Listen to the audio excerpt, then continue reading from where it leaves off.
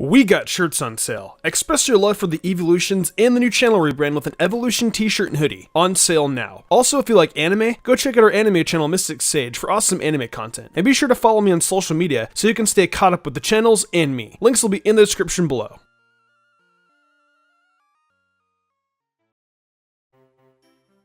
Hey y'all, Mystic here. Welcome back to another episode of the Explain series. Y'all know the drill by now. I take a group of Pokemon and tell you just exactly what makes them so cool. On today's episode, I'll be teaching you guys about the Creation Trio. That's right, Dialga, Palkia, and Giratina. All three of these Pokemon can be seen in the Sinnoh region at the top of Mount Coronet at Spirit Pillar. The events vary depending on which game you play, but all of them are just as magical to watch in my opinion. I love these guys, and there's a lot of cool things about them. So be sure to comment down below, tell me if your opinion about any of these Pokemon changed, and what group you want me to cover next. I might just do it. Without further delay though, let's get into the video.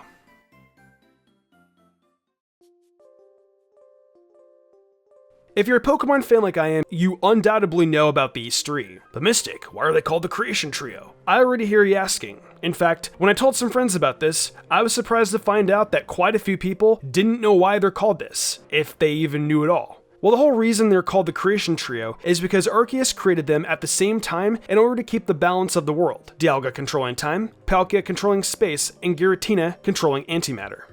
So is that all there is to them? They just keep the balance? Well, yes, but actually no. Let's get into further detail. Starting with Dialga, Dialga is the mascot of Pokemon Diamond, originally released in 2006, along with its sister game, Pokemon Pearl. It introduced us to the vast region that is Sinnoh. It also introduced many new and interesting mechanics, such as digging underground for fossils, Pal Park, the Poketch, and many others. Those games introduced us to a Pokemon that is pretty important to the lore of the game, Dialga.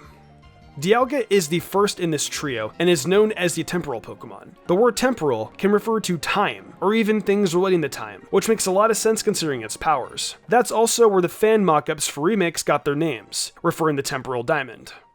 Dialga can even use its powers to warp time by either speeding it up, slowing it down, or even stopping it completely. That sure sounds pretty cool if you ask me. Even all of its Pokédex entries mention its amazing time-controlling powers, most of them specifically mentioning it's from Sinnoh. Although it may sound like it only controls time in the Sinnoh region, but I'm sure it's more than likely that that's the region it was founded in. After you encounter and capture this Pokemon, it'll always be holding the Admin Orb. This item boosts Dragon and Steel-type moves, meaning this was quite literally made for Dialga. It even gives off the shimmering look of a diamond, just like the game it's from. Speaking of moves, let's see what this monster can learn. Of course, we can't mention its other moves without acknowledging its signature. To go with its powerful Dragon typing and awesome temporal powers, it learns the Dragon type move, Roar of Time. This is without a doubt the most powerful move it learns by leveling up, and the animation makes it look just as strong. Personally, I think it looks cooler in its original game, but that's just my bias. Although the other moves it learns don't even come close to being as strong as this one. There's still nothing to sneeze at, don't get me wrong, with moves like Dragon Claw, Flash Cannon, Aura Sphere, and Iron Tail. It's clear this Pokemon has no shortage of powerful moves. Since we're on the topic of power, can we talk about how this guy looks? I mean, come on, there's no denying this Pokemon even looks strong. From those red eyes to those magnificent and stunning plates in its tail, this Pokemon is no joke. Even that gorgeous blue color scheme gives it the look of royalty. As for what it's based off of, clearly it has a lot of quadruped dinosaur-like features. And those plates along with the gems in its chest are definitely reminiscent of a diamond. Because of that gem, it's pretty clear the Diu part of its name comes from diamond, or even dial, to refer to its tail looking a bit like a sundial, which is used to tell time by using the shadows the sun gives off in order to tell the time. Seems to make sense that everything is so time and diamond based with this Pokemon.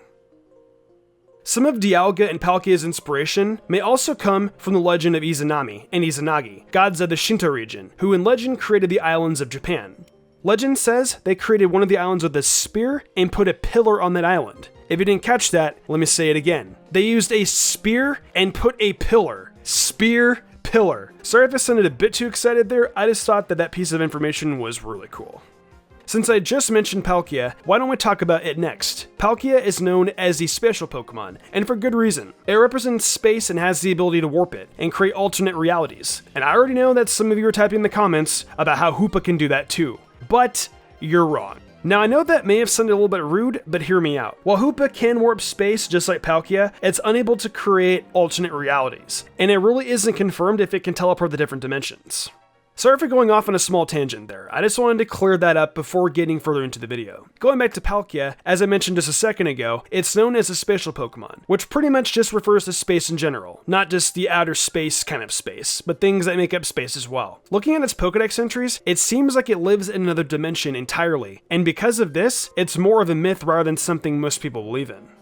When you catch Palkia, it always holds the Lustrous Orb, and just like the Adamant Orb for Dialga, boosts the move types of the same type that Palkia has. Also, just like how the Adamant Orb looks like a diamond, the Lustrous Orb looks like a pearl. The orb also boosts its signature Dragon-type move, Spatial Rend, in which Palkia basically bends the space around the opposing Pokemon to cause damage, and because of this, it also has a higher critical hit ratio. Again, I also like this move animation better in its original game. Comparing it to Dialga again, its name also has a tie to its game. Dialga isn't the only one with powerful moves though. Palkia has quite a few it can learn as well, from moves like Water Pulse and Dragon Claw to more powerful moves like Hydro Pump and its signature move. Something a bit strange I found though, is that it learned Aqua Tail at level 24 in Sun and Moon. In Ultra Sun and Moon specifically, it learns Aqua Ring at the same level instead. There's a lot of other games where it doesn't learn certain moves, but it never switches moves like that in any other games. Palkia also looks super intimidating and powerful. I know there's a joke that it looks like something, but that joke aside, I think it looks pretty cool. Unlike the previous legendary, Palkia is bipedal, meaning it walks on 2 legs. It's pink with hints of purple all around its body, and has wings on the back of its body, and 2 pearls on its shoulders to go along with the game it originated from. Also, the name Palkia could come from the Japanese word for pearl, paru. The latter part of its name, Alkia, could also come from the word alkaline, which refers to acidic things that have a pH over 7. And in case you didn't know, water actually has a pH of 7. Knowing that makes the water typing make a lot more sense. I suppose that covers Palkia for the most part. Let's move on to the last Pokemon in this trio, Giratina. To complete the trio, Giratina is called the Renegade Pokemon. Considering Giratina's inspiration, it's clear to see why, as Renegade can mean a person who betrays or even someone who's treacherous. If it's unclear to you why these things define Giratina, don't worry, we'll get into it later. But even then, its Platinum Dex entry says, it was banished for its violence. It silently gazed upon the old world from the distortion world, which can be seen in detail in Giratina and the Sky Warrior. All of its Pokedex entries mention the Distortion World, and most of them mentioned that it was banished, and I'll talk about why as we get closer to the end of the video. After you catch Giratina in the Distortion Realm, you'll notice that its held item will be the Grishius Orb. Like the other orbs, this one is made for Giratina, and has the added effect of letting it stay in one form, even outside the Distortion Realm. The first thing you might notice is that unlike the other orbs, and the games they came from, the Grishius Orb doesn't really look like it's made of platinum. Even everything I can find about the world describes Grishius as a white or light gray color with black or brown spots. In other words, exactly what platinum looks like.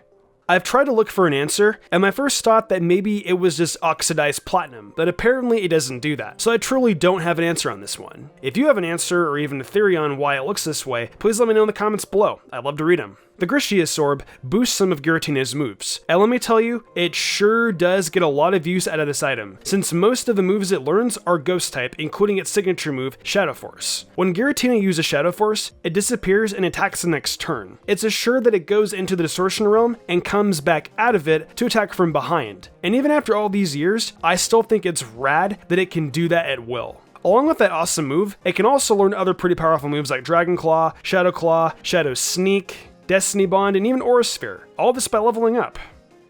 Like I mentioned before, the Grishius Orb allows Giratina to change forms in the overworld. That's right, Giratina has 2 forms, its origin form and its altered form. For the most part, they look fairly similar. I mean, if you show them to someone that doesn't know what Pokemon is, they would still be able to tell that they're related at the very least. Both forms sport the same chest, but minor things change between the two. For example, its mouth closes so its face shape changes, its legs get tucked into spears, and its wings change into more finger-looking things. There's more reason for its origin form to look like a serpent though, and its inspiration is actually really cool. Giratina actually has many inspirations. One in particular comes from the religious tale of the fallen angel, which comes from many religions, with some of the most notable being Christianity and Judaism. Fallen angels are just what they sound like, angels that were banished from heaven and became the ruler of hell. This relates to Giratina, since it was created by Arceus and was later banished to the Distortion Realm due to its aggressive nature. As for its origin form, it may also draw some inspiration from the serpent that was in the Garden of Eden, that tricked Eve into eating the forbidden fruit.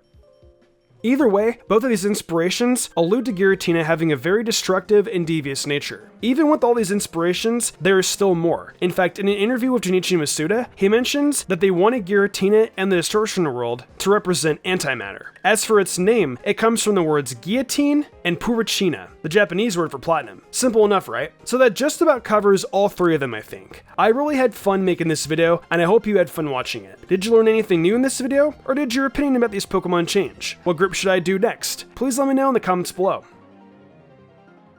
If you enjoyed the video, why not leave a like and subscribe to my channel with notifications on, that way you never miss an upload. If you want to support me further, consider following my Twitch where I stream a lot of Pokemon content and all kinds of other Nintendo content like Zelda, Fire Emblem, and much more. Also, I've been reviewing every episode of My Hero Academia Season 4 over on Mystic Sage, so head over there if you're into that too. I would love that a lot. Want to support me further and gain cool perks? Check out my Patreon. Daniel Leone, Lady Crimson, Memory Martin, The Lazy Leo, Matthew Young, Awesome Lego, Jarrett Weiss Austin, Sodden Grider, Nigma97, and Kermit117 did, and I wanted to thank them personally for going above and beyond. It means the world to me. I think I'm gonna wrap this up though. I'm Mr. Umbreon, and I will see you in the future for more awesome Pokemon content.